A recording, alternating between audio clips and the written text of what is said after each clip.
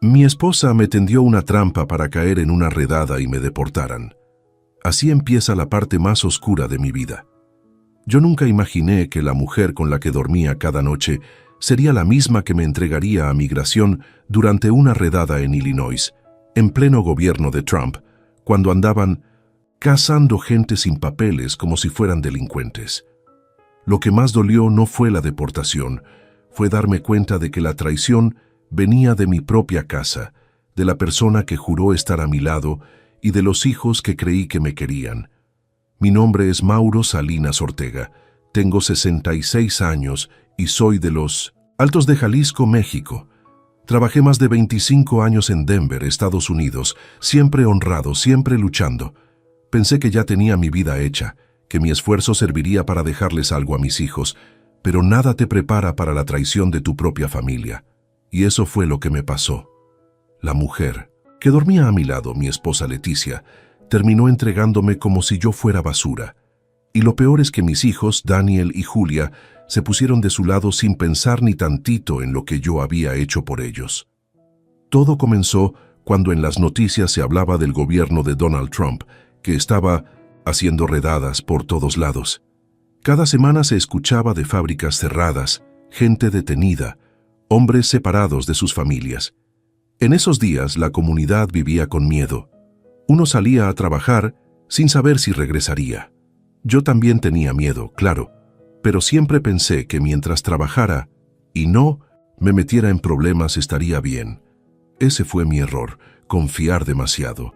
Mi esposa parecía tranquila, como si esas noticias no fueran con nosotros. Incluso me decía que aprovechara unas chambas que estaban ofreciendo en Aurora, Illinois, porque pagaban mejor y, según ella, solo sería por unas semanas.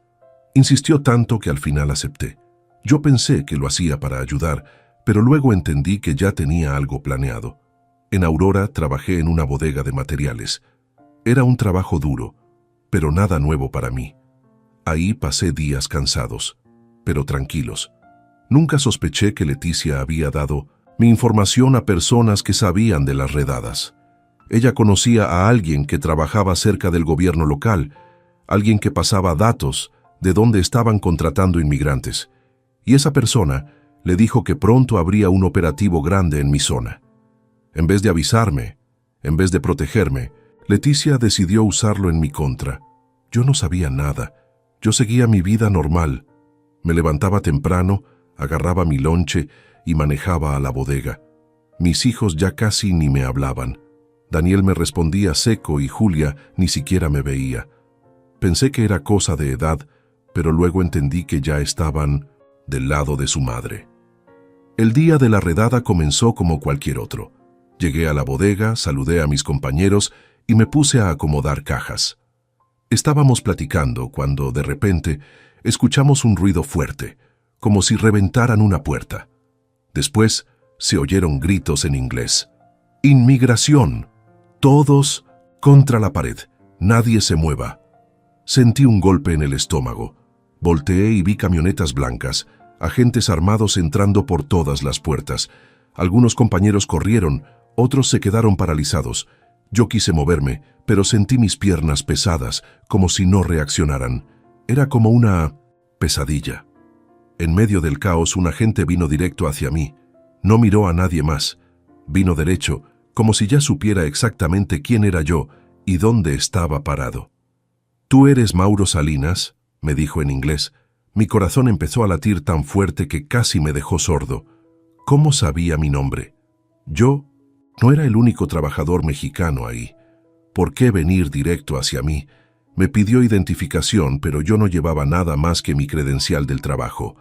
Me esposó sin pensarlo y me llevó hacia la salida.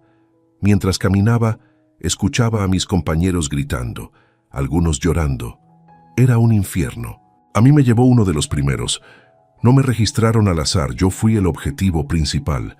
Cuando me subieron a la camioneta, sentí un frío horrible en la espalda. Me acuerdo que pensé, esto no es casualidad, esto fue directo conmigo. Todavía no entendía por qué, pero algo en mi corazón me gritaba que había sido traición. Mientras la camioneta avanzaba, yo miraba por la ventana. viendo cómo dejaba atrás la bodega donde tantas veces me partí el lomo.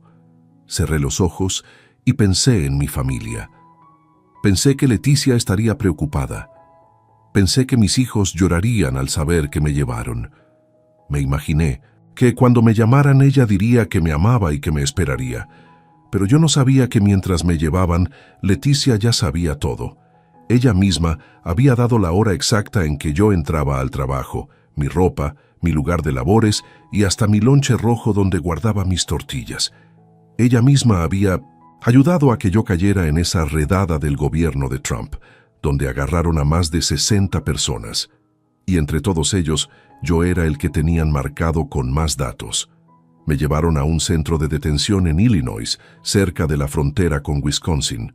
El lugar era frío, oscuro y lleno de hombres que estaban igual que yo, asustados, confundidos, sin saber qué iba a pasar. Nos bajaron esposados uno por uno. Cuando entré, un guardia me gritó que me parara frente a una pared para tomarme fotos y huellas, como si yo fuera un delincuente peligroso.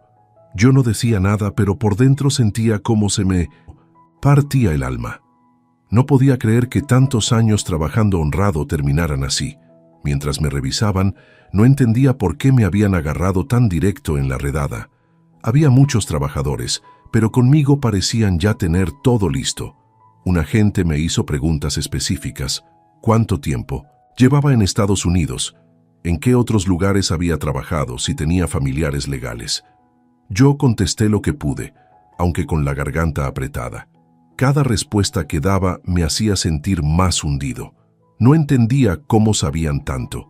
Esa noche nos metieron a una celda grande con literas viejas. Algunos hombres lloraban, otros rezaban y otros nomás miraban al piso. Yo me senté en una esquina, callado, con la cabeza agachada. No podía dejar de pensar en mi esposa Leticia. Pensaba que estaría preocupada, esperando que yo llamara. Imaginaba que mis hijos estarían llorando. Me dolía pensar que los dejaría solos si me deportaban. Pero al día siguiente empezó a llegar información que me golpeó más fuerte que las esposas. Un muchacho que me conocía de Denver también cayó en la redada y me dijo algo que me dejó sin aire. Mauro, dicen que tu nombre ya estaba en la lista desde antes. No fue casualidad. Yo me quedé helado. ¿Cómo que en la lista?, le pregunté. Así dijeron los oficiales, que alguien dio tu nombre junto con detalles de dónde trabajabas. Sentí un dolor en el pecho como si me clavaran un fierro caliente, porque la única persona que sabía exactamente dónde estaba yo, mi horario, mi uniforme y mis movimientos, era Leticia. Ese mismo día nos dejaron hacer una llamada. Cuando marqué a mi casa, contestó Daniel, mi hijo. Su voz no sonaba triste, sonaba fría. ¿Qué quieres, papá?, me dijo sin emoción. Ese papá sin cariño me atravesó. Me agarró migración, hijo. Le dije con la voz temblorosa. Dile a tu mamá que me ayude, por favor.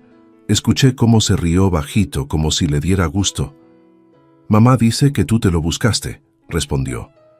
Dice que ya era hora de que pagues por andar sin papeles. Sentí que se me aflojaron las piernas aunque estaba sentado. ¿Dónde está tu mamá?, pregunté con desesperación. No quiere hablar contigo. Dice que ya no eres nuestro problema. Y colgó. Me quedé con el teléfono pegado al oído, sin aire. Era como si me hubieran arrancado el corazón. Yo había trabajado años para darles todo, para que no les faltara comida, ropa ni escuela, y ahora me hablaban como si fuera un estorbo. Al día siguiente, otro detenido me contó algo más fuerte. Dicen que tu esposa habló con alguien de por aquí, me dijo. Que ella fue la que avisó dónde trabajabas. Yo no lo quería creer, pero dentro de mí una parte sabía que era verdad. Leticia siempre fue fría cuando quería algo, y ahora la idea me taladraba la cabeza. Ella me entregó a propósito. Recordé cosas que en su momento no entendí. Semanas antes de que me moviera a Illinois, Leticia me insistía demasiado en que tomara ese trabajo. Me decía que pagaban más, que iban a ahorrar más rápido, que no fuera flojo. Yo pensé que era preocupación, pero ahora sonaba como presión.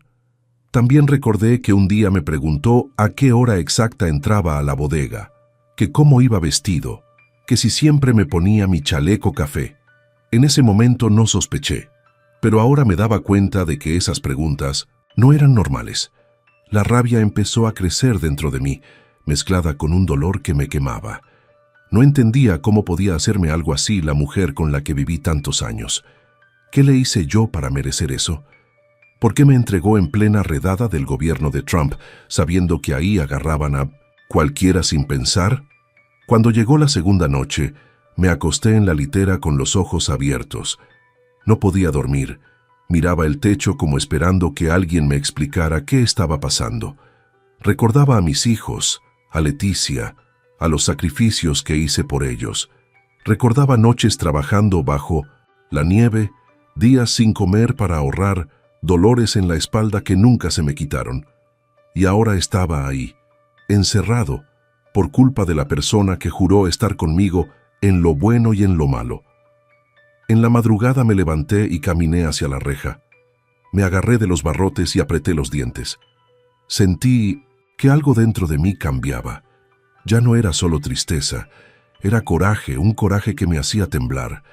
Ahí, en medio de ese silencio frío, me dije a mí mismo, no me voy a dejar, esto no se va a quedar así. Pasaron varios días y cada uno se sentía más largo que el otro. En el centro de detención, no había nada que hacer más que pensar. Y eso era lo peor. Uno se queda solo con sus recuerdos y con las preguntas que nadie contesta. Yo trataba de mantenerme fuerte, pero por dentro estaba hecho pedazos. No podía entender cómo Leticia tuvo el corazón para entregarme a una redada del gobierno de Trump, sabiendo que ahí no importaba quién eras, solo importaba agarrar gente. Y peor aún, cómo mis hijos se pusieron de su lado tan fácil, como si yo hubiera sido un estorbo en su vida. Un día, un guardia gritó mi nombre. Mauro Salinas Ortega, tienes derecho a una llamada más. Yo caminé hacia el teléfono con las piernas temblorosas. Necesitaba hablar con alguien que no me odiara. Pensé en marcarle a un primo que vivía en Texas, pero al final marqué a mi casa otra vez. Todavía tenía la esperanza de que mi hija Julia contestara con un poco de corazón. Pero no, contestó Leticia. ¿Qué quieres ahora?, dijo con un tono que me heló la sangre. Por unos segundos no pude hablar. Era como escuchar a una desconocida. Leti, me agarraron en la redada. Necesito tu ayuda. Necesito que me mandes algunos papeles para ver si puedo pelear el caso. Ella soltó una risa seca, sin alma. ¿Para qué? ¿Quieres pelear, Mauro? Ya estás acabado. ¿O todavía no entiendes? Sentí un vacío en el estómago. ¿Fuiste tú?, le pregunté con la voz hecha añicos. ¿Tú diste mi nombre? Hubo un silencio corto, pero suficiente para confirmarlo todo. Sí lo hice, respondió al fin. Fue porque ya me tenías cansada. Y porque ya era tiempo de que Daniel y Julia vivieran tranquilos sin ti.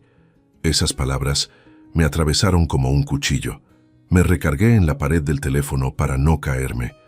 No podía creer que la misma mujer con la que compartí tantos años, la que yo cuidé, la que yo mantuve, ahora me hablara así, con ese desprecio tan frío. Intenté hablar, pero ella siguió.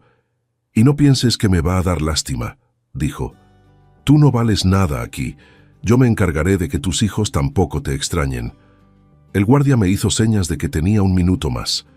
Yo respiré hondo, tratando de aguantar el llanto. «Leticia, algún día los muchachos van a saber la verdad». Ella se rió otra vez con una maldad que nunca le conocí. La única verdad que van a saber es que su padre fue un fracasado que terminó deportado por su culpa. Y punto. Y colgó. Me quedé con el teléfono pegado al oído, temblando. El guardia me empujó para que saliera, pero yo todavía no reaccionaba. Sentí que el mundo se me cerraba encima. Caminé despacio hacia la celda y me tiré en la litera sin decir una palabra. Los demás me miraban, pero nadie preguntó nada. En ese lugar, uno aprende a respetar el dolor de otros. Esa noche casi no dormí. Nomás daba vueltas. Recordaba todo lo que hice por Leticia desde el día que la conocí. La llevé a Denver, le di techo, comida, ropa, la protegí. Ella siempre decía que yo era su hombre, que conmigo se sentía segura, y mientras yo me mataba en la obra, ella estaba planeando cómo sacarme del camino. Me acordé de la vez que le compré un anillo barato para su cumpleaños. Yo quería darle una sorpresa, y ella, en lugar de agradecerme, me dijo, «¿Esto es lo mejor que pudiste comprar?». En ese tiempo pensé que estaba de mal humor. Nunca imaginé que ese desprecio era solo una muestra de lo que vendría. También recordé algo que antes no me había hecho ruido. Una tarde, semanas antes de la redada, la escuché hablando por teléfono en voz baja. Cuando entré al cuarto se cayó de golpe y cambió la plática. Me dijo que estaba hablando con una amiga, pero ahora sé que no. Estaba hablando con la persona que le avisó del operativo en Illinois. Estaba organizando todo para que yo cayera. Mientras más recordaba, más coraje me daba, pero era un coraje que me quemaba por dentro, porque yo todavía quería a mis hijos. Todavía quería creer que ellos no sabían nada. Pero la llamada que me hizo Daniel, su tono, su burla, todo decía lo contrario. A la mañana siguiente, mientras servían el desayuno, un oficial vino a buscarme. Dijo que pronto iban a decidir si me deportaban o si me dejaban seguir con un proceso. Yo sabía bien cuál iba a ser el resultado. Durante el gobierno de Trump, casi nadie ganaba casos. Los jueces estaban ordenados de limpiar todo lo que pudieran. Me senté a comer un pan duro y un jugo aguado, pero ni hambre tenía. Me quedé viendo la bandeja sin pensar. Un señor que dormía en la litera de arriba me habló bajito. «No te rindas, hermano», me dijo. «Hay cosas que parecen malas, pero a veces son el inicio de algo mejor». Yo levanté la mirada despacio. «Me traicionó mi esposa», le dije, «y mis hijos también». El hombre suspiró. «Entonces ya no perdiste una familia, solo te quitaste un engaño». Sus palabras me dolieron, pero tenían sentido.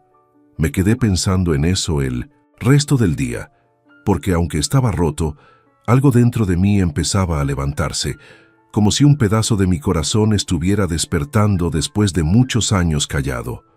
Los días en el centro de detención pasaban lentos, como si el tiempo estuviera atorado. Cada mañana nos levantaban a las 5, nos daban un desayuno sin sabor, y luego nos dejaban encerrados por horas, sin más compañía que nuestros propios pensamientos. Había hombres que se desesperaban, otros rezaban todo el día, otros lloraban escondidos en las esquinas para que nadie los viera. Yo trataba de mantenerme firme, pero también tenía momentos en que sentía que me rompía por dentro. Una mañana, un oficial vino gritando nombres con una carpeta en la mano. Cuando dijo Mauro Salinas Ortega, sentí que la sangre se me helaba. Pensé que tal vez había buenas noticias, pero en el fondo sabía que no. Me llevaron a una sala chiquita donde había un escritorio, 2 sillas y una cámara grabando. Entró un agente de migración, un hombre frío, serio, de esos que no muestran ni un poquito de compasión. «Señor Salinas», me dijo sin levantar la mirada, «revisamos su caso. Debido a las órdenes federales establecidas por la administración del presidente Trump, usted no es elegible para permanecer en el país. Será deportado en cuanto haya espacio en el próximo vuelo». Yo sentí que me quedaba sin aire. «Pero tengo familia allá», alcancé a decir. «Tengo 25 años trabajando. Nunca hice nada malo». El agente no mostró ninguna emoción. «No es personal. Son las reglas nuevas. Usted estaba en la lista de la redada. Su nombre venía con detalles específicos». Esa última frase me dobló. «¿Mi nombre?», pregunté. «¿Quién lo dio?». Él levantó la ceja, como si hubiera dicho algo que no debía. «No podemos dar esa información», respondió rápido. «Solo le digo que estaba en la lista desde días antes. Ahí lo confirmé. No fue casualidad, no fue un descuido. Alguien me había entregado, y ese alguien solo podía ser Leticia». Salí de esa sala con el corazón hecho pedazos. Cuando llegué a la celda, los demás hombres me miraron, como si ya supieran la noticia con solo ver mi cara. Me senté en la litera y me cubrí la cara con las manos. No quería llorar, pero las lágrimas se me salieron sin permiso. Lloré en silencio, como un niño. Lloré por mi vida, por mis hijos, por la traición, por todo lo que había perdido. Por la tarde nos sacaron al patio por unos minutos. El aire frío me pegó en la cara y me despertó tantito. Me acerqué a una malla que daba hacia un estacionamiento donde se veían las camionetas blancas de migración. Ahí me encontré con un señor de Oaxaca que también iba a ser deportado. «Te ves mal, compa», me dijo. «¿Qué pasó?» Le conté la verdad, que mi esposa me había entregado, que mis hijos se pusieron de su lado, que todo lo que construí durante tantos años se estaba viniendo abajo. El señor me escuchó con calma y luego me puso una mano en el hombro. «Te voy a decir algo», me dijo.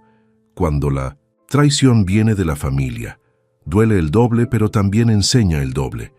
Tú vas a levantarte, compa. Ahorita no lo ves, pero te vas a parar otra vez». Sus palabras se me quedaron grabadas. No sé por qué, pero me dieron un poco de esperanza, como si alguien me estuviera diciendo que no todo estaba perdido. Esa noche, antes de dormir, uno de los guardias vino a darme otra noticia. «Empiece a empacar sus cosas», me dijo. «Mañana lo trasladamos al centro principal. De ahí lo mandarán a México en 3 o 4 días».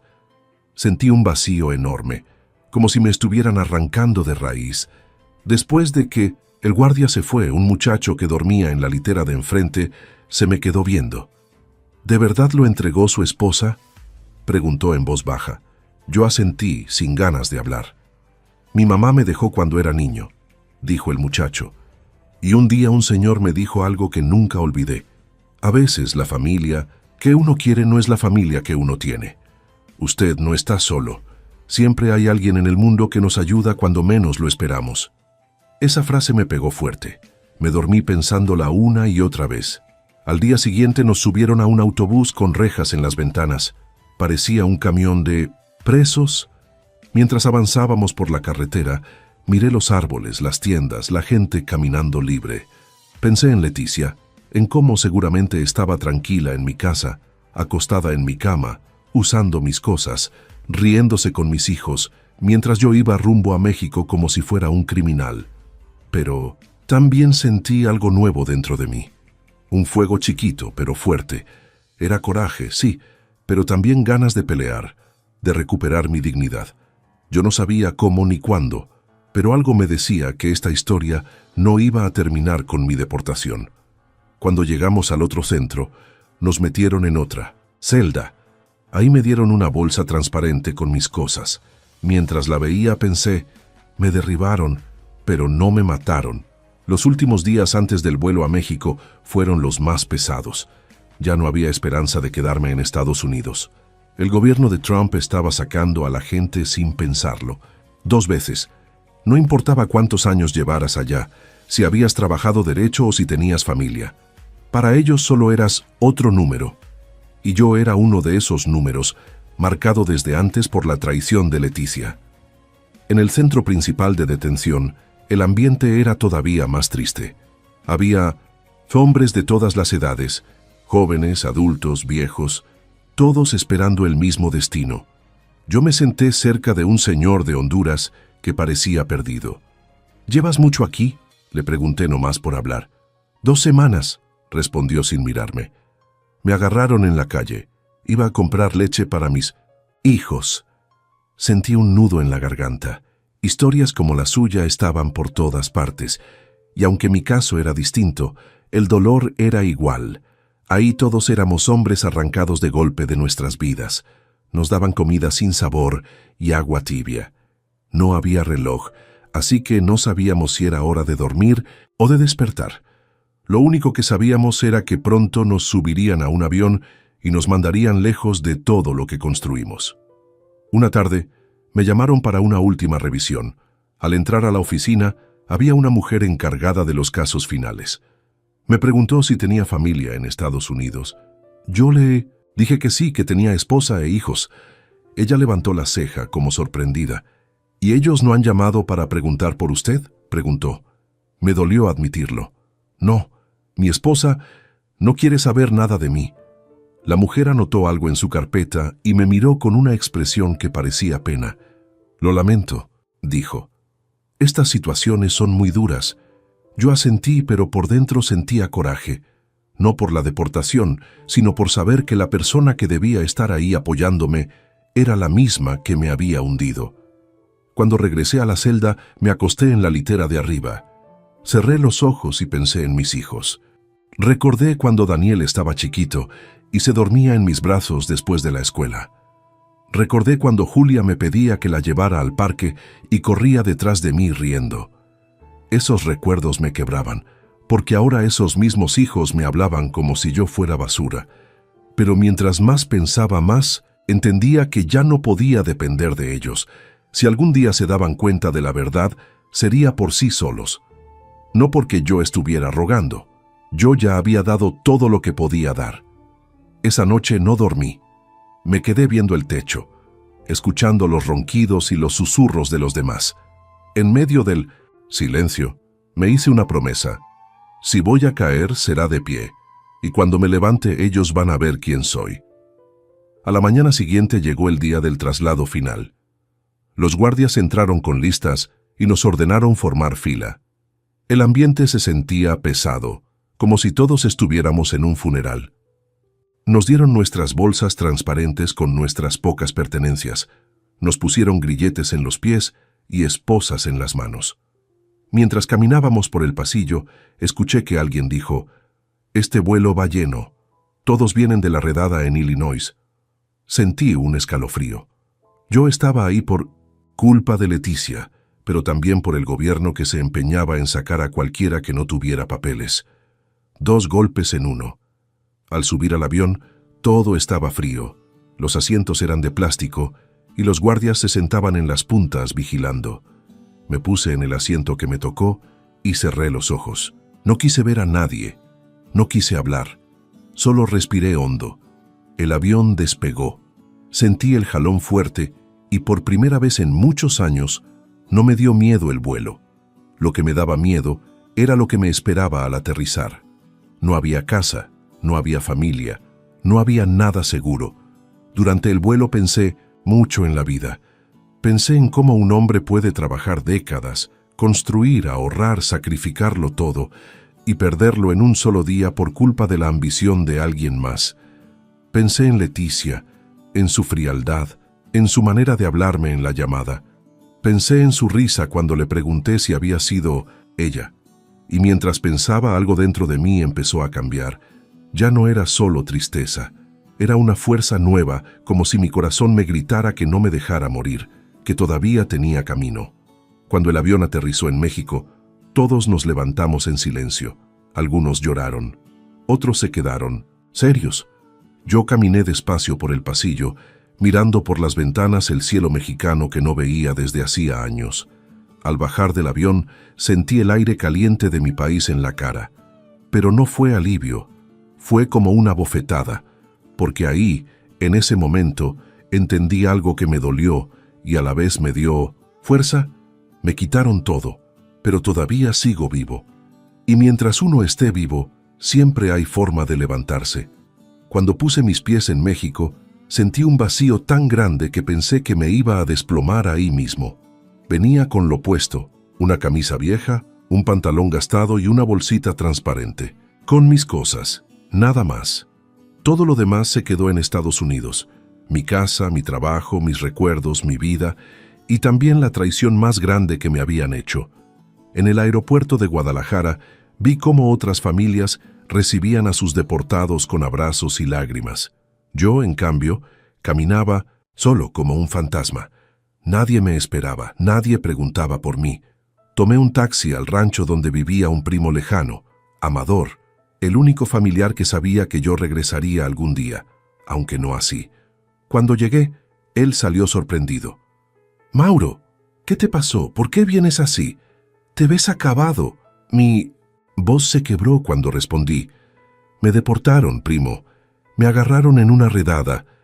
Amador me pasó a su casa y me dio un cuarto pequeño con una cama de madera y un colchón duro. Ese cuartito se convirtió en mi refugio, pero también en el lugar donde más lloré. Esa primera noche casi no dormí. Veía el techo, escuchaba a los grillos y sentía un nudo en la garganta que no se iba. Todo lo que construí durante tantos años se había desmoronado en segundos, Y lo peor era saber que no fue el gobierno, no fue migración. Fue mi esposa la que me aventó al hoyo. Los primeros días en el rancho fueron una pesadilla. Caminaba por el pueblo y varios me saludaban pensando que yo venía de visita. «Mauro, ¿cómo te fue en el norte? ¿Vienes de vacaciones?» Yo solo sonreía y decía, «Bien», porque me daba vergüenza decirles la verdad. ¿Cómo explicar que mi propia esposa me entregó? ¿Cómo decir que mi familia estaba celebrando mi caída? Era una vergüenza que se me atoraba en el pecho. Una tarde me senté en la plaza del pueblo. Los niños corrían detrás de una pelota, señoras vendían elotes, los viejitos platicaban en las bancas. Y yo ahí, mirando todo, sintiéndome fuera de lugar. Yo ya no pertenecía a México, pero tampoco a Estados Unidos. Estaba en un limbo como un hombre que perdió su camino. Mientras estaba sentado, sonó mi celular viejo. Cuando vi el nombre, se me hizo un nudo en el estómago. Arturo, mi sobrino. Él vivía en Chicago y era abogado. Siempre fue un muchacho serio, trabajador y agradecido. Contesté con miedo, pensando que tal vez llamaba para darme una mala noticia. «Tío», dijo con voz firme, «ya me enteré de todo. Me contaron lo de la redada. Sé lo que hizo Leticia». Yo cerré los ojos y por fin soltó una lágrima que traía atorada desde el avión. No era de tristeza, era de alivio. Por fin alguien me hablaba sin burlarse, sin juzgarme, sin culparme. «Tío, escúcheme», siguió Arturo. «Usted no está solo. Yo ya empecé a mover los papeles que guardamos hace años en mi oficina. ¿Se acuerda de que le dije que no confiara en nadie y que dejáramos copias guardadas? Pues eso lo salvó». Sentí un golpe en el pecho. Claro que lo recordaba. Años atrás Arturo me ayudó a poner varias cosas a mi nombre. Una casa en Denver, un pequeño restaurante que compré con socios y la camioneta que usaba para trabajar. Arturo guardó copias de todo en una caja fuerte, por si las moscas. En ese momento pensé que era exagerado, pero ahora entendía que ese detalle era mi única salvación. «Tío», continuó Arturo, «Leticia ya intentó mover las cuentas y presentarse como dueña de todo. También intentó firmar papeles con su nombre, pero no pudo. Yo ya le puse un freno legal. Me quedé en silencio, agarrando el teléfono con fuerza. Además», dijo, «descubrí algo fuerte. Leticia intentó presentar documentos diciendo que usted la abandonó, que usted era violento, que tenía permisos falsos, pero encontré pruebas de que ella fue la que te entregó. Tengo mensajes, llamadas y hasta una persona dispuesta a declarar». Mi corazón empezó a latir con fuerza. Arturo siguió hablando. «Tío, también salió lo del matrimonio que Leticia tuvo con un americano hace años. Ese matrimonio fue puro fraude para sacar papeles. Eso es delito federal. Ya hablé con un fiscal, se le puede venir grande. Muy grande». Yo no podía creer lo que escuchaba. Era como estar hundido en un pozo oscuro y de pronto alguien prendiera una luz. «Voy a luchar por usted», me dijo Arturo.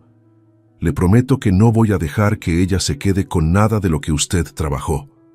Cuando colgamos, me quedé viendo las montañas de los altos.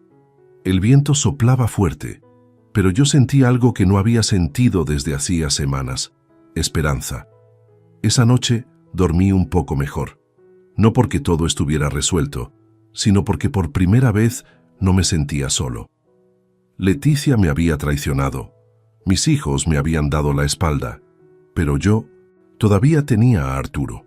Y ese muchacho, con un teléfono y un montón de papeles guardados, se estaba convirtiendo en el rayo de luz que yo necesitaba para no dejarme morir en vida. Ahí, acostado en ese cuarto sencillo, entendí algo importante. Me deportaron, pero no estoy vencido.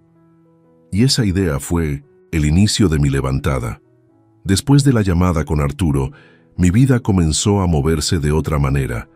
Ya no despertaba con aquel peso horrible en el pecho. Claro, seguía triste y dolido, pero ya no me sentía completamente derrotado. Ahora sabía que alguien estaba peleando por mí allá en Estados Unidos. Y no cualquiera, un sobrino que me quería de verdad, que conocía la ley y que no tenía miedo de enfrentarse a Leticia. Los días siguientes en el rancho fueron más tranquilos. Yo ayudaba a mi primo Amador a barrer el patio, a alimentar a las gallinas, a cargar costales de maíz. El trabajo físico me calmaba la mente. Me hacía recordar que todavía servía para algo, que no era un estorbo como Leticia y mis hijos me habían hecho sentir. Una mañana, mientras tomábamos café de olla sentado bajo una sombra, recibí otro mensaje de Arturo. Me escribió: «Tío, necesito hablar con usted». «Es urgente», le marqué de inmediato. Cuando contestó se escuchaba agitado. «Tío, ya tenemos más pruebas», dijo. «Y lo que descubrí ahora es peor de lo que imaginábamos». Mi corazón empezó a latir rápido. «¿Qué pasó, Arturo?», pregunté con miedo. «Leticia no solo lo entregó a la redada», dijo él. «También estuvo hablando con unas personas que pasan información a oficiales de migración. Les dio su nombre, su horario, hasta detalles de su ropa. Todo lo que usted sospechaba es cierto».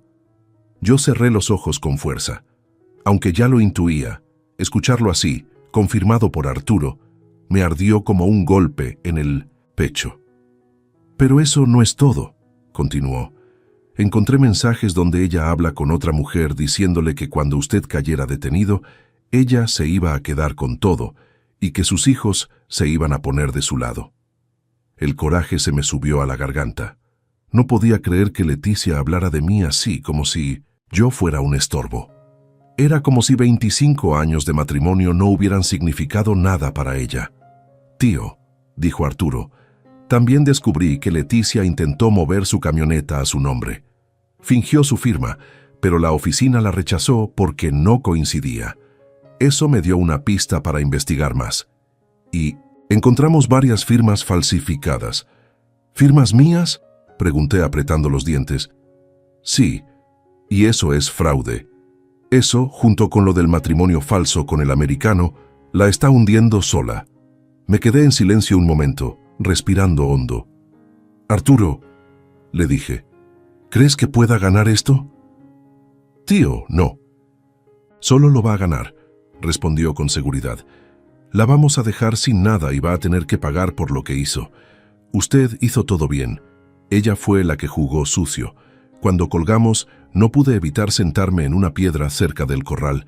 Sentía una mezcla rara, tristeza por todo lo que había perdido, pero también una fuerza que no había sentido en mucho tiempo. Era como si por fin alguien me estuviera diciendo: «Mauro, tú no estás loco, tú no te merecías esto». Ese mismo día pasó algo que me hizo entender hasta dónde llegaba la crueldad de Leticia. Recibí un mensaje de Julia. Pensé por un segundo que quizá iba a disculparse, que quizá iba a preguntar cómo estaba. Pero no. El mensaje era frío, como si me hablara una desconocida. «Papá, deja de meter pleitos. Mamá dice que todo lo que teníamos era por ella. Tú nunca aportaste nada importante». Me quedé viendo el mensaje por varios minutos. Sentí como si alguien me diera una patada en el estómago. ¿Cómo podía decirme algo así? ¿Cómo podía negar todo lo que yo hice por ellos? Quise responderle, pero no pude. ¿Qué le iba a decir? ¿Que su mamá era una traidora? ¿Que yo los mantuve desde niños? No. En ese momento entendí que mis hijos no estaban listos para escuchar la verdad. Estaban cegados por Leticia, y mientras siguieran con ella, no iban a creer nada de lo que yo dijera. Esa tarde, Amador se sentó conmigo en el corredor de la casa. Me vio cabizbajo y me preguntó: «¿Qué te dijeron ahora, primo?». Le conté todo. Lo de Leticia, lo de las firmas falsas, lo del mensaje de Julia. Amador suspiró y dijo algo que nunca voy a olvidar. «Mauro, hay gente que aunque le des la vida entera, nunca va a estar agradecida. Y no es culpa tuya, es su manera de ser. Pero tú eres un hombre derecho. Tú vas a salir adelante». Sus palabras me hicieron un nudo en la garganta. Amador nunca fue de hablar mucho, pero cuando lo hacía era sincero. Más tarde, Arturo volvió a llamar. «Tío, mañana voy a meter el caso oficialmente. Ya tenemos testigos, documentos y pruebas. Pero necesito que esté preparado, porque Leticia va a empezar a desesperarse y va a intentar contactarlo». Yo asenté, aunque sabía que Leticia no llamaría para pedir perdón. Ella llamaría para amenazar. Y Arturo tenía razón. Esa misma noche, mientras estaba sentado afuera viendo las estrellas del rancho, mi teléfono sonó. Era Leticia. Sentí un escalofrío. Contesté. ¿Qué quieres?, le dije con voz seria. Lo que escuché después confirmó que ya no quedaba nada de la mujer que yo alguna vez amé. Mauro, dijo con rabia, deja de mover tus papeles. No sabes con quién te estás metiendo. Te voy a destruir, ¿me oíste? No vas a recuperar nada. Yo respiré hondo, apreté la mandíbula y le contesté. No puedes destruir lo que ya está roto, Leticia, pero tú sí vas a pagar lo que hiciste. Ella gritó algo más, pero yo ya no la escuché. Colgué. Por primera vez en muchos años, no me tembló la voz, no me temblaron las manos y sentí algo que me hizo sonreír por dentro. Después de aquella llamada llena de amenazas, supe que la guerra apenas estaba empezando. Leticia estaba nerviosa, eso se notaba en su voz. Cuando una persona empieza a gritar, es porque siente que está perdiendo el control, y eso me dio fuerza. Por años yo había sido el hombre, que callaba, que aguantaba, que se dejaba humillar, pero ahora ya no. Ahora era un hombre que tenía pruebas, que tenía a Arturo de su lado y que ya no estaba dispuesto a dejarse pisotear. Los días siguientes fueron movidos. Arturo me llamaba casi a diario desde Chicago para decirme cómo iba, avanzando todo. Una mañana me mandó un mensaje que decía: «Tío, ya revisamos el historial completo. Lo de Leticia no tiene defensa». Lo llamé de inmediato y él me explicó. «Tío, encontramos testigos en Aurora, Illinois. Gente que vio a Leticia hablando con los mismos que pasaron información para la redada. Además, una señora que era conocida de ella aceptó declarar que Leticia le pidió que dijera que usted estaba usando papeles falsos, aunque no fuera verdad». Me quedé helado. No solo me entregó, también quiso ensuciar mi nombre para justificarlo. «Pero eso no es todo», continuó Arturo. «La señora también contó que Leticia llevaba años diciendo que cuando usted cayera, se quedaría con todo. Lo estaba planeando desde hace mucho. Sentí un calor en la cara. Era coraje, pero ya no era un coraje que me hacía sentir débil. Era un coraje que me daba ganas de seguir luchando. Mientras Arturo juntaba más pruebas, yo me mantenía ocupado ayudando a Amador en el rancho. Un día estábamos acomodando unos costales cuando él se detuvo. Me miró y me dijo: «¿Sabes, Mauro? A veces Dios te quita cosas para limpiarte el camino. No sé qué tanto te quitó, pero sí sé que ahora estás viendo la verdad que antes no querías ver». Sus palabras me pegaron fuerte, porque era cierto. Si Leticia nunca me hubiera traicionado, yo seguiría creyendo en una familia que no existía. Esa tarde, mientras estaba sentado fuera de la casa, recibí otro mensaje de Arturo. «Tío, Leticia fue a la corte hoy. Quiso mover las cuentas otra vez, la bloquearon». Después me mandó un audio donde decía: «Tío, cuando la bloquearon se puso loca. Empezó a gritar que todo era suyo, que usted no valía nada, que la habían engañado. Los mismos empleados de la corte me llamaron para avisarme. Se está hundiendo sola. No voy a negar que escuchar eso me dio una satisfacción rara. No de burla, sino de justicia. Por primera vez, no era yo el que estaba siendo humillado. Era ella, la que por años me trató como si yo no sirviera para nada». Pero la desesperación de Leticia no terminó ahí. Un día, mientras yo caminaba por la plaza del pueblo, me llegó un mensaje de Daniel, mi hijo. Abrí la conversación esperando quizá una disculpa o algo parecido, pero no. El mensaje decía: «Papá, deja de ir contra mamá. Eres un anciano ridículo. Nosotros estamos con ella». Me quedé quieto, como si el viento me hubiera golpeado. Directo. ¿Cómo podía mi propio hijo hablarme así? ¿Qué clase de odio les metió Leticia en la cabeza? Por unos segundos pensé en contestar, pero luego recordé lo que Arturo me había dicho la noche anterior. «Tío, sus hijos no tienen la culpa totalmente. Leticia los manipuló por años, déjelos. Cuando ella caiga, ellos solos van a entender la verdad». Así que no respondí. Guardé el teléfono y seguí caminando, aunque sentí que el corazón me pesaba más que los zapatos. Ese mismo día, recibí otra llamada de Arturo. «Tío, ya tenemos fecha para presentar el caso formalmente. Yo voy a encargarme de todo. Lo único que necesito es que usted no se deje intimidar. Leticia va a seguir mandando mensajes, va a seguir insultándolo, va a seguir tratando de quebrarlo, pero no la deje.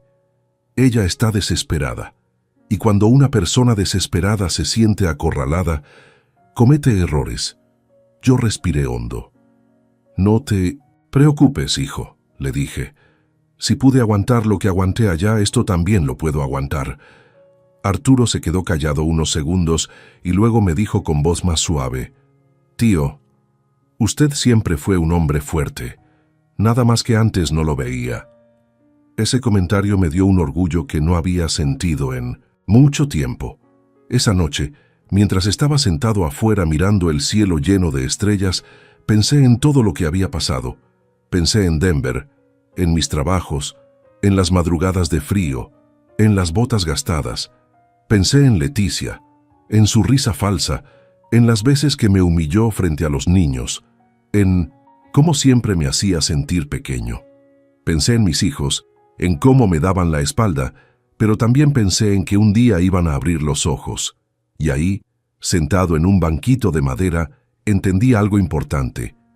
A lo mejor perdí una familia, pero gané la verdad. Y con la verdad de mi lado, yo sabía, que la batalla apenas estaba comenzando. Pasaron unos días y cada vez me llegaban más noticias desde Chicago. Arturo estaba moviéndose como un verdadero guerrero. Él no solo estaba juntando documentos, también estaba reuniendo testigos, videos, mensajes, capturas y todo lo que pudiera servir para demostrar quién era Leticia realmente. Mientras tanto, yo acá en México trataba de mantenerme tranquilo, pero no voy a mentir, había noches en que el coraje no me dejaba dormir. Una mañana, justo cuando estaba ayudando a Amador a reparar la cerca del corral, sonó mi celular. Era Arturo. Contesté, rápido porque cada llamada suya era importante. «Tío», dijo con un tono serio, «hoy pasó algo fuerte». Mi corazón se aceleró. «¿Qué fue ahora?», pregunté preocupado. «Fui a hablar con un vecino de ustedes en Denver, un señor llamado Rubén», respondió él. «¿Se acuerda de él?». «Sí», dije. «Un buen hombre, siempre amable». «Pues él aceptó declarar», continuó Arturo. «Dijo que muchas veces escuchó a Leticia hablar mal de usted, decir que no servía para nada y que un día lo iba a sacar de la casa. Y lo más importante, dijo que la escuchó diciendo que estaba esperando el momento perfecto para dejarlo, sin nada. Las manos se me apretaron solas en el alambre de la cerca.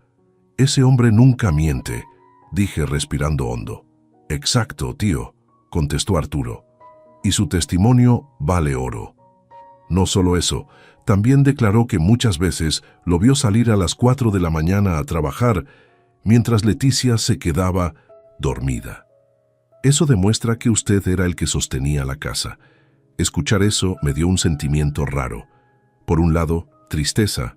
Por otro, una sensación de dignidad recuperada. No estaba loco. No había imaginado los desprecios. Todo había sido real. «Pero eso no es lo más fuerte», añadió Arturo. «¿Hay más?», dije sorprendido. «Mucho más. Una vecina grabó a Leticia hace meses, cuando ella decía que no quería que usted siguiera en la casa porque, según ella, ya le estorbaba. Y en ese mismo video mencionó que conocía gente en Illinois que podía ayudarle con un problemita». Sentí un escalofrío.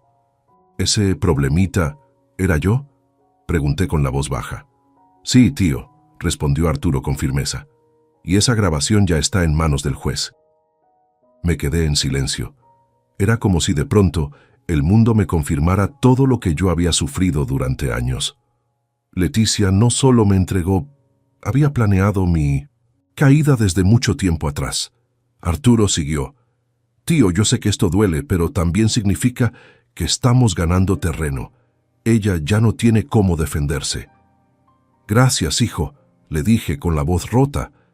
«Gracias por no dejarme solo. No me agradezca, respondió. Es lo menos que puedo hacer por usted. Colgué la llamada y me quedé viendo el horizonte de los cerros. Sentía coraje, sí, pero también una calma extraña, como si por primera vez el mundo estuviera poniendo las cosas en su lugar. Mientras estaba ahí parado, Amador se acercó con un cubo de agua. ¿Todo bien, primo?, preguntó. Sí, respondí. Arturo encontró pruebas nuevas, pruebas fuertes. Amador se quedó callado un momento y luego me dio unas palmadas en el hombro. Pues ahora sí, Mauro, dijo, la justicia viene de camino. Ese mismo día por la tarde, mi celular sonó otra vez. Pensé que era Arturo de nuevo, pero no. Era Julia, mi hija. Dudé en contestar, pero al final lo hice. Uno nunca pierde la esperanza. Bueno, dije con voz calmada. Papá, dijo ella con tono seco, me enteré de que estás metiendo pleito contra mamá. ¿Por qué estás haciendo eso? Me quedé unos segundos en silencio, tratando de no responderle, con coraje. Hija, le dije, yo no estoy metiendo pleito por gusto. Estoy defendiendo lo que es mío. Tu mamá me traicionó. Julia soltó una risita burlona. Ay, papá, deja de decir esas tonterías. Mamá siempre nos cuidó. Tú fuiste el que la decepcionó. Sentí el golpe en el pecho. Julia, respondí, con voz firme, algún día vas a ver la verdad. No me desees mal sin saber lo que pasó. Ella suspiró con fastidio. Ya no quiero hablar del tema. Solo te aviso para que lo pienses. No vas a ganar nada. Mamá tiene razón. Y colgó. Me quedé mirando el teléfono. No lloré. Ya no me quedaban lágrimas. Pero sí sentí una tristeza profunda. Mis hijos estaban ciegos. No querían escuchar. No querían saber la verdad. Esa noche, sentado bajo las estrellas, pensé mucho en eso. Y algo dentro de mí se aclaró. Mis hijos ya no son parte de esta batalla. Esta pelea es entre Leticia y yo. Al día siguiente, Arturo volvió a llamar. Tío, prepárese. En unos días vamos a presentar todo ante el juez. Leticia no sabe lo que se le viene encima. Yo respiré profundo. Estoy listo, le dije. Ya me quitaron todo, así que no tengo nada que perder. Arturo respondió. Pues ahora va a recuperar lo que le pertenece. Y esa frase me dio fuerzas como si me hubieran puesto un motor en el alma, porque entendí algo. La caída de Leticia estaba cerca, y yo iba a verla desde donde fuera. Los días pasaban, y Arturo me llamaba casi todos los días con nuevas noticias. Él estaba armando el caso como si fuera una guerra legal. Y la verdad, así lo sentía yo. Una guerra donde ya no había espacio para el miedo ni para la duda. Leticia había abierto el fuego primero, y ahora le estaba llegando la respuesta. Una tarde, mientras yo estaba arreglando unas tablas viejas con Amador, mi celular sonó de nuevo. Era Arturo. Tío, ya revisé todos los documentos falsos que Leticia firmó con su nombre, me dijo sin rodeos. Tenemos pruebas de que intentó falsificar su firma al menos en 5 papeles diferentes. Me detuve en seco. ¿5? Pregunté incrédulo. Sí. Intentó mover la camioneta a su nombre. Quiso tomar control de una cuenta bancaria que usted tenía desde antes de casarse con ella. Quiso modificar un seguro y hasta solicitó un crédito usando su información. Sentí un coraje que me hizo apretar los puños. Esa mujer no tiene vergüenza, dije entre dientes. No, tío, no la tiene, respondió Arturo. Y eso nos ayuda, porque demuestra que todo lo planeó con mala intención.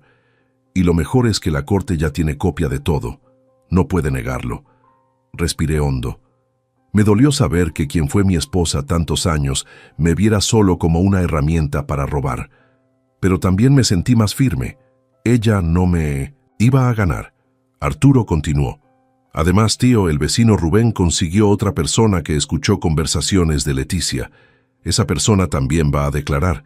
Dice que Leticia se jactaba de conocer a gente en Illinois que arreglaba problemas rápido. Eso confirma que ella sabía de la redada antes de Mintz. ¿Qué ocurriera? Me llevé la mano a la frente, ya no había duda. Yo había sido traicionado de la manera más baja. Arturo, ¿y mis hijos? Pregunté en voz baja. Tío, por ahora no se meta con eso. respondió él. Están cegados, y mientras sigan con Leticia no van a creer nada. Pero cuando ella caiga, ellos solos van a darse cuenta del daño que hicieron. Asenté con la cabeza, aunque él no podía verme. Haces más de lo que yo hubiera podido imaginar, le dije. No estoy haciendo favores, tío, respondió. Estoy haciendo justicia. Colgamos y me quedé mirando la mesa de madera del patio. El viento movía las hojas y el sol bajaba entre los cerros. La vida en el rancho era tranquila, pero dentro de mí había una tormenta. Esa misma tarde, justo cuando creí que ya nada podía sorprenderme, recibí una llamada desconocida. Contesté sin pensar. ¿Bueno? ¿Mauro?, dijo una voz nerviosa. Soy Marcela, la vecina que vivía frente a ti en Denver. Me quedé helado. Ella había sido amiga de Leticia por varios años. Marcela, ¿qué pasó?, pregunté con cautela. Solo llamo para que sepas, dijo, que lo que te hizo Leticia fue una crueldad. Yo me enteré de todo. Y quiero decirte que no todos estábamos de acuerdo con ella. Varias personas en el barrio están dispuestas a declarar si lo necesitas. Mi corazón se apretó. Gracias, logré decir. De verdad, gracias. Mauro, añadió ella, Leticia no es la mujer que aparenta. Tú no merecías eso. Nadie lo merecía. Esa llamada me dejó temblando. No por tristeza, sino por alivio. La verdad estaba saliendo de todos lados. La gente que me conocía estaba empezando a hablar, y cuando la verdad se suelta, ya nada la detiene. Al día siguiente, Arturo volvió a llamar. Tío, ya presenté todo. Absolutamente todo. El juez pidió revisar los documentos hoy mismo. Leticia está citada para la próxima semana. ¿Crees que se presente?, pregunté. Tiene que hacerlo, respondió. Si no va, queda como evasión, y eso la hunde más rápido. Respiré profundo. Ese momento estaba cerca, el momento donde por fin todo se iba a poner claro. Esa noche no pude dormir. Caminé por el rancho, viendo las estrellas, escuchando a los grillos.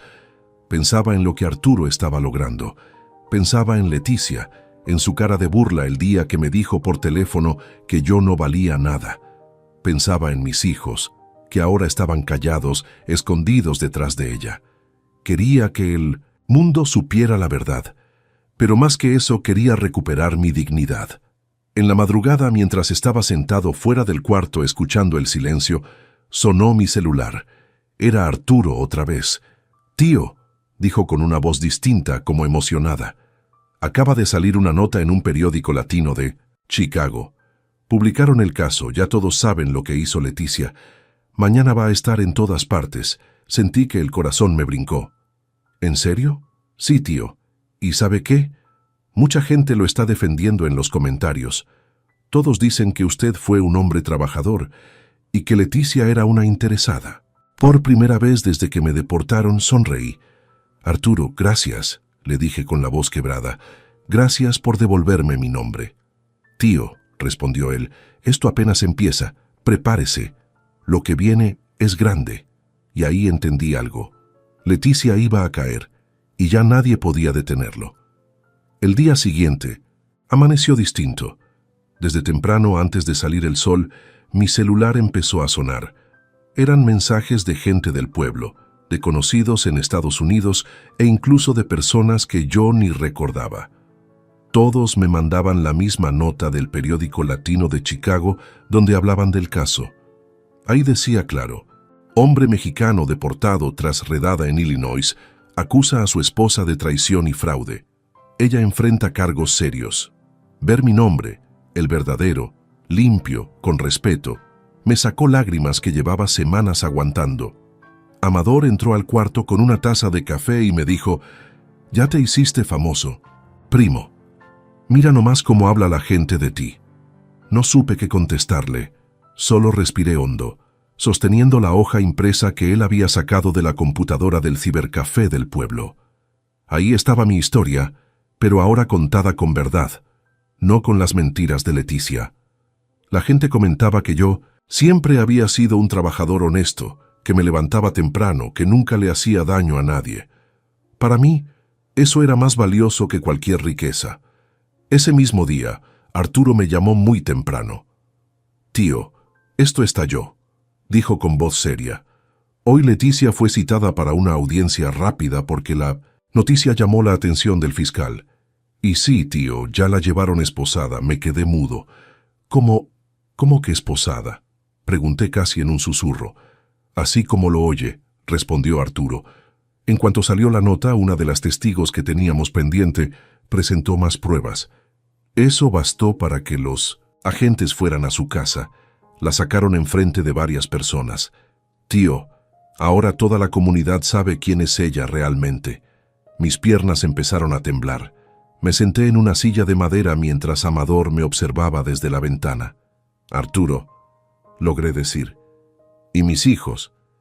Arturo dudó un segundo, antes de contestar. Tío, Daniel intentó defenderla cuando se la llevaron.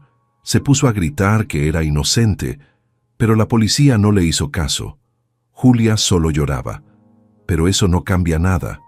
La ley es la ley, y ahora la justicia ya empezó a moverse.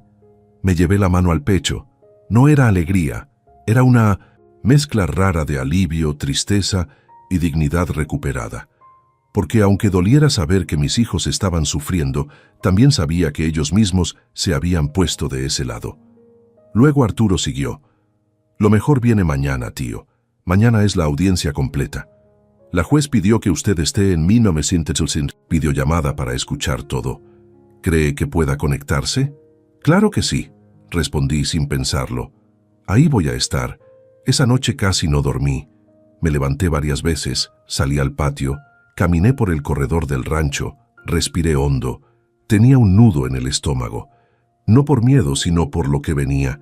Era el momento que había esperado desde que me subieron a ese avión rumbo a México. Al día siguiente, Amador me prestó la computadora del cibercafé. Nos sentamos en su cocina porque ahí el internet agarraba mejor.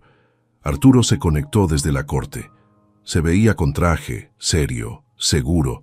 Yo estaba nervioso, pero traté de controlarme. Tío, me dijo Arturo, cuando la juez le dé la palabra, solo tiene que decir la verdad. No exagere, no invente. Dígale lo que vivió. Eso basta. Asentí despacio. La audiencia empezó. Arturo acomodó la cámara para que yo viera todo. Primero entró la juez, luego los abogados y después la trajeron a ella. Leticia, vestida con un uniforme naranja, las manos esposadas, el cabello desarreglado, la mirada dura pero nerviosa. No se veía como la mujer que se burló de mí el día que me deportaron. No, ahora se veía acorralada. Detrás de ella estaban mis hijos. Daniel con la cara perdida, Julia con ojos rojos. Me dolió verlos así, pero no desvié la mirada.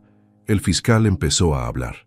Expuso los cargos: fraude migratorio, falsificación de firmas, intento de despojo, conspiración para entregar a un inmigrante a una redada federal y mentiras a autoridades. Cada palabra era un golpe contra Leticia. Yo veía cómo se mordía los labios, cómo movía la pierna nerviosa. Luego le tocó a Arturo. Mi sobrino habló firme, claro, sin titubear. Mostró los documentos originales que estaban en su oficina. Mostró las firmas falsas. Mostró mensajes donde Leticia hablaba de quedarse con todo. Presentó el video de la vecina. Presentó las declaraciones de Rubén. Cada prueba era como una piedra que se acumulaba sobre ella. La juez escuchaba sin mover un músculo.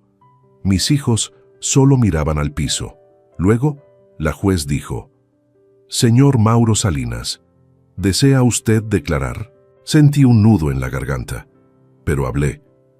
«Sí, su señoría. Yo solo quiero decir la verdad. Yo trabajé toda mi vida. Nunca hice daño a nadie. Y jamás pensé que mi esposa, la mujer con la que dormí tantos años, me iba a entregar para una redada como si fuera basura. Yo no busco venganza. Solo quiero justicia». La jueza asintió. Leticia bajó la mirada. Después de varios minutos más, la juez dio su decisión. Y cuando escuché la sentencia, sentí que se me doblaron las piernas. Leticia fue declarada culpable. Y lo que dijo después me marcó para siempre. Cuando la juez empezó a leer la sentencia, el tiempo pareció detenerse.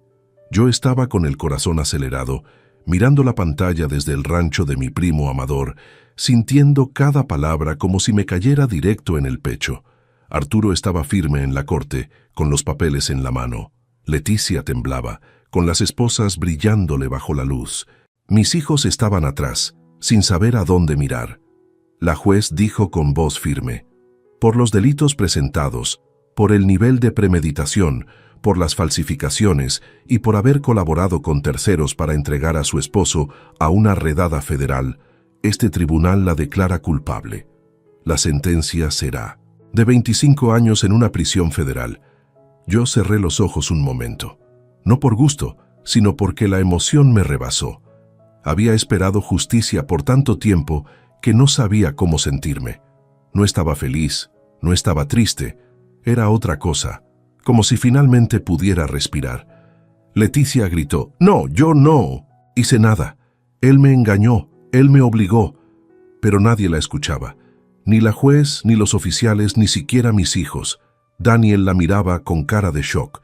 Julia tenía lágrimas acumuladas, pero no se acercaba a su madre. Todo estaba cayendo frente a ellos como un muro viejo que por fin se rompe.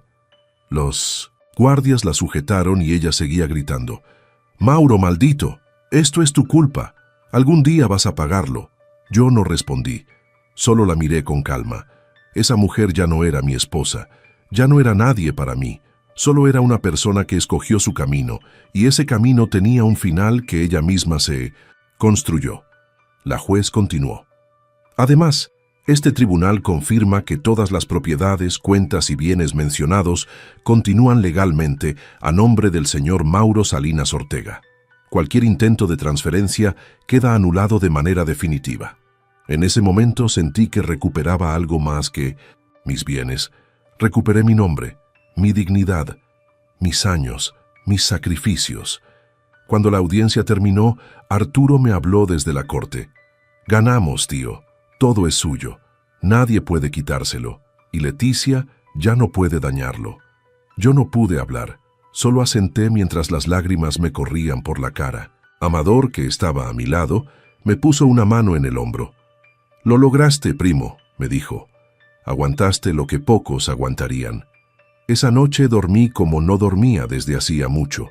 No con alegría, sino con paz, como si el alma se me hubiera quitado un peso enorme. Los días siguientes, el pueblo entero se enteró, y no faltó quien se acercara a darme la mano. «Mauro, usted es un hombre fuerte.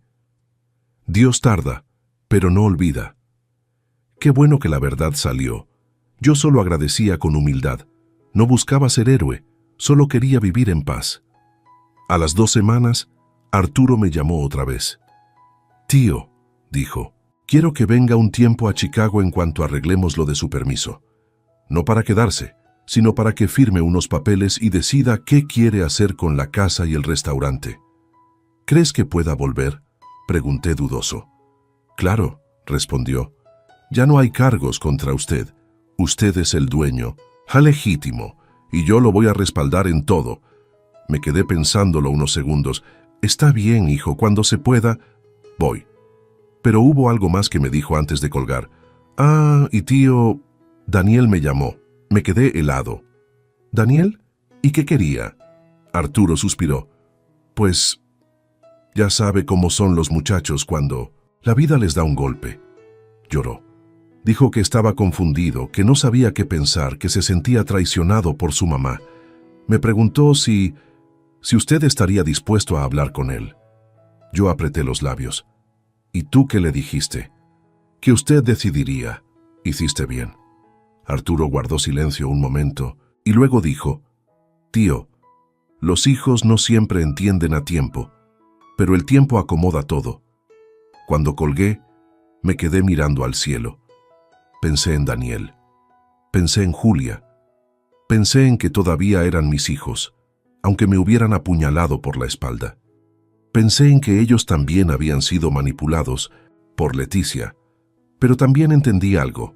El perdón no se da al instante. El perdón se construye, y yo todavía no lo tenía listo.